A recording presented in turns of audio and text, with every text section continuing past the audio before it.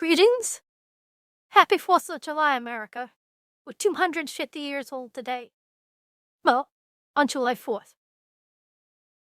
Now, there's some things when I did no research on this that most of us may not know, because usually not taught. The two people before they wrote the Declaration of Independence, John Adams and Thomas Jefferson, died 50 years to the day that the Declaration was approved. July 4th. That's unusual. There's something else you may not know. It may not be done on the 4th. It may have been done on the 2nd. Adams said it was done on the 2nd. It was a Friday, Saturday, it rained, and then Sunday, of course, they didn't work. Jefferson, however, said, no. It was the 4th. Oh, I was fortunate in some ways, as we get the oddity of them both dying on the 4th of July 50 years later. Also, we've seen you've probably seen some documentaries where founding fathers are sitting around in Philadelphia there, debating whether or not in the Second Continental Congress to get the Declaration even signed. Well, that's a force-fed issue.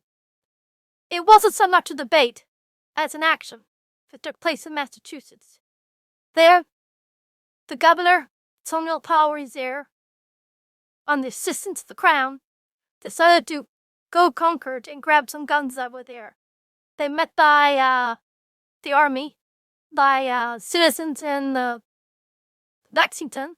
They shot at them, killed a few, then they went to Concord. But this is one thing that America has that Britain doesn't have. Something they weren't used to is that America had guns, and they started firing on the British, and the British had to hightail it back to Boston, and it was a near thing for them.